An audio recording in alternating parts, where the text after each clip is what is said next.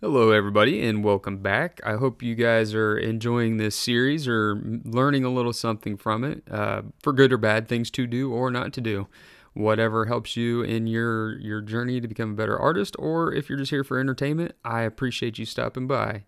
So today I've got another page in the for the children's book, The Irrelevant Elephant. This is page 4, and it's a main room, and it's a room that's going to be used several more times after this. So as I go through, you'll see me being picky about my colors and making multiple changes along the way. But for now, you see me just once again, I'll print out my image, my thumbnail. Actually, this was actually kind of drawn out large already. I'd already done a thumbnail, and you can see in the background there on some drawing paper, I had pretty much finished it, but I wanted to copy it, and then I turned the opacity way down to like 10%, and then I printed that out and started to make my lines, just so I could make changes and make things a little more clear by working it on a little bit of copy paper. Then I scan that back in, and I lower the opacity on that, and then I start inking in Krita, which for me has worked out really well. It's a pretty nice way for me to work, and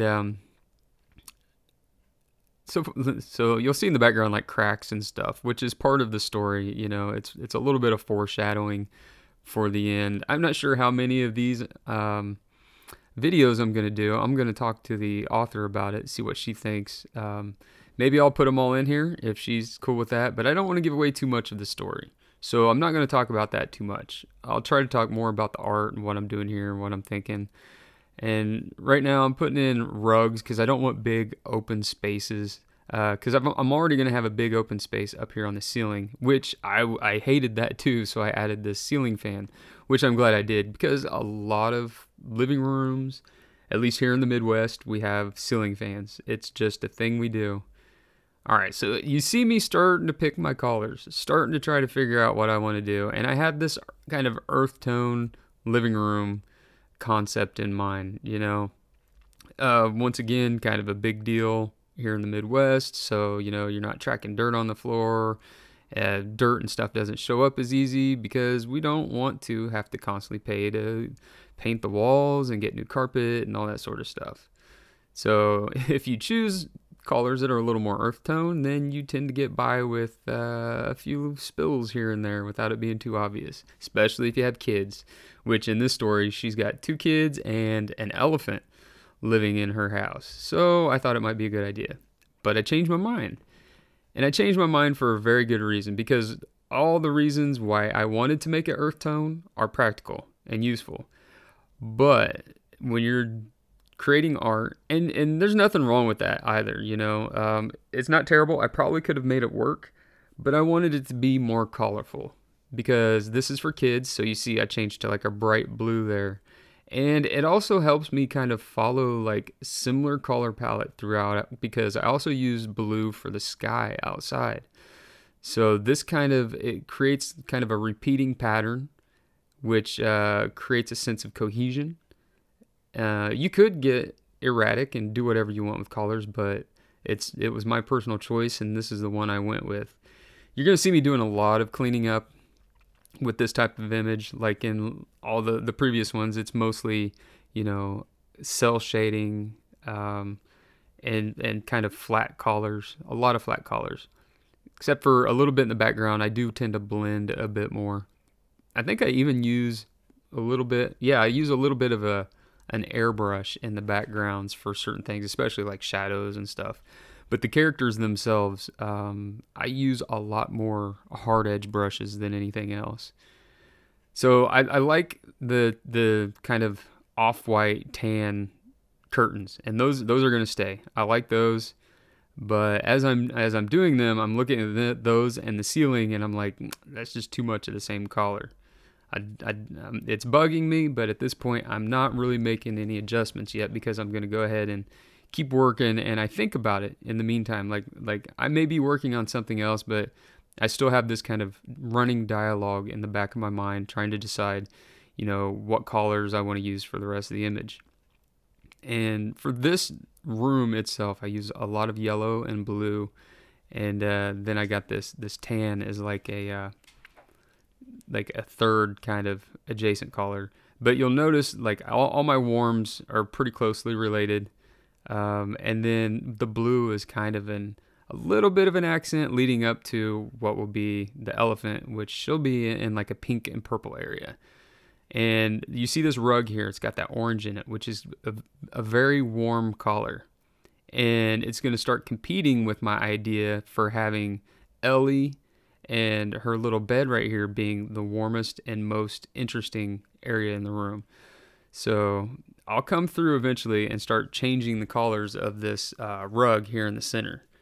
And the main reason I went with an orange here, once again, is it's a complementary color to the blue. And I thought it would be nice. And it still might be nice. I do kind of like it there for whatever reason I have, but it's competing. If you look at it now, like I'm trying to figure out what's going on. Like something's bugging me. I haven't really identified the problem. And I'm like, it's the rug. The rug is drawing too much attention. I've got to do something different. So I just completely revamped the rug. I liked it. I liked the collars, but they just competed too much with Ellie, and I can't have that because she's my main character. You see I made another big change there, and I forgot to record for a few, but I made another big change there, and I was like, nah, that's not it. I'm going back to blue.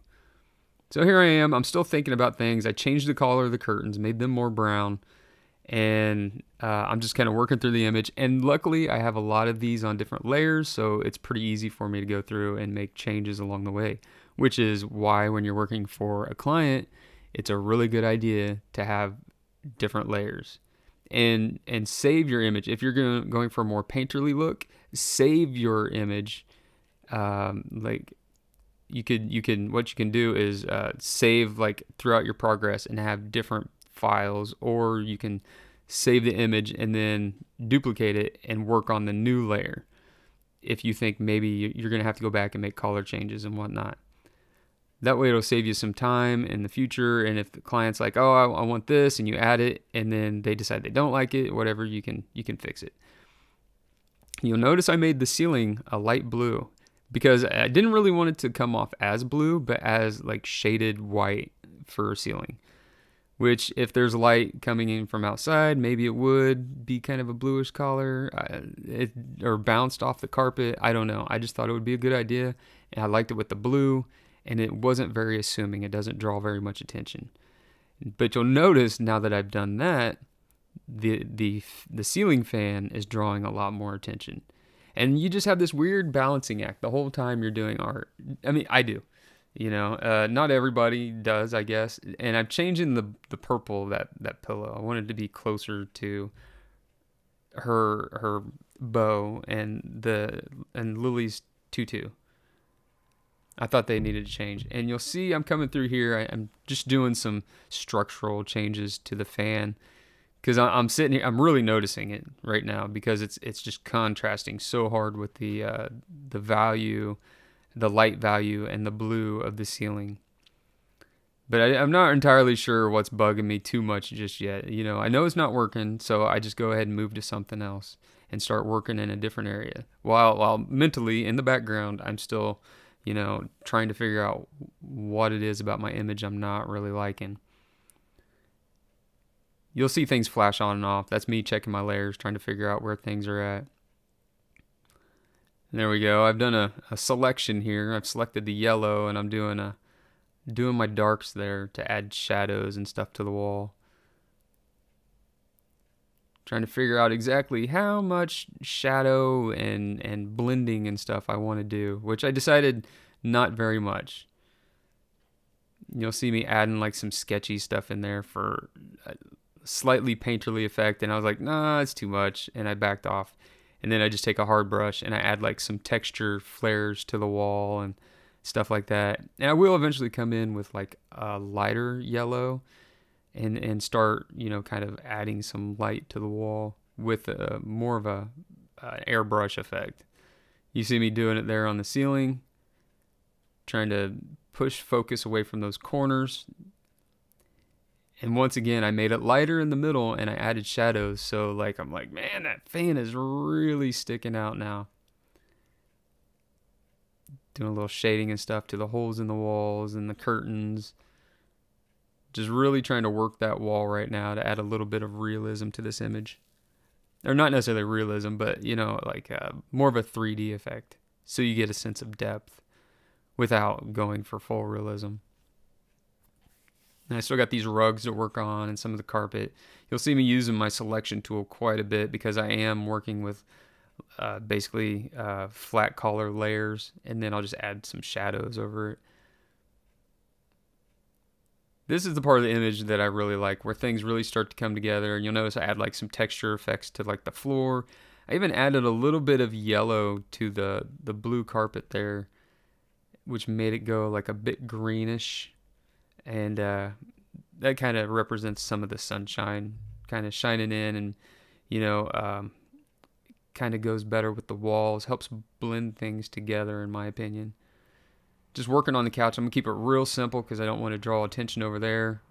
Because I wanted to add like some highlights or something, like maybe it was a leather couch or whatnot, but I didn't want to get carried away.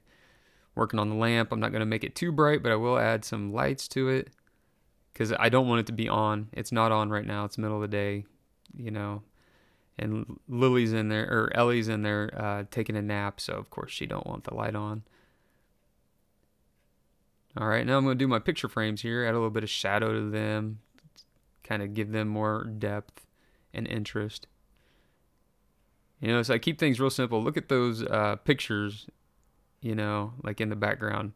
Just very little of anything. There is some value changes in those images, but very, very little because I do not want to draw attention to those.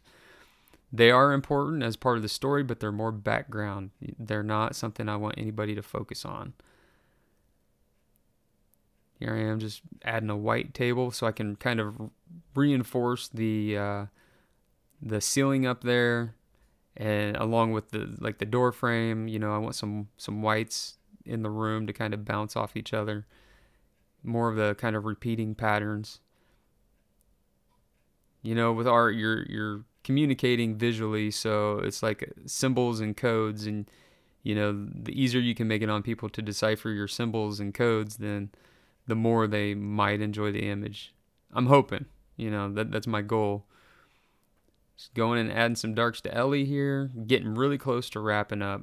And you notice I pretty much saved her for the very end because she's the most important character. And I can play around and add a little bit more to her. I think I add some bounced light and reflections. You know, I kind of use a soft brush on her, and then I do the little squiggly kind of highlights on her just to make things a little more playful and fun. Like something you might see a kid do. And I do that throughout this entire process. I had like the little squigglies and stuff. I was just playing around, having some fun. And I make her nails kind of a bluish color here, but I go back and I change it to more of a purple because the blue stands out too much. Once again, trying to figure out what I think is important and what I don't think is important. Some bounce light from the yellow walls. I was playing with putting some blue on her, but because normally I like to try to incorporate more colors, but it just didn't work in that situation. So we're getting pretty close to wrapping up. I really enjoyed this project, and it definitely pushed me out of my normal bounds, my normal art. The way I normally do art, it kind of changed that for me. And it helped me to see things a different way. And I really enjoyed the story. I hope that you guys will. Maybe if you enjoy the artwork, maybe you'll pick up the book if you got kids, or if you're just interested in the story. It's going to have good morals and values, and I think that's really important nowadays in our world. I think people were kind of lost, and they're looking for some guidance. They're not really sure what to do. And here you'll see me go through, and I bounce that. Yeah, there we go. I pushed that fan back. The colors were too bright, and I love it. It's perfect the way it is right now. Anyways, I enjoyed this. I really hope you guys did too. If nothing else, I hope maybe you can learn a few things from this. If you have any questions, please just ask. I'll be more than happy to answer. If you could help me out by leaving a like or sharing this, I'd really appreciate it. But for now, I hope everybody has a fantastic day. Everybody take care. Bye bye.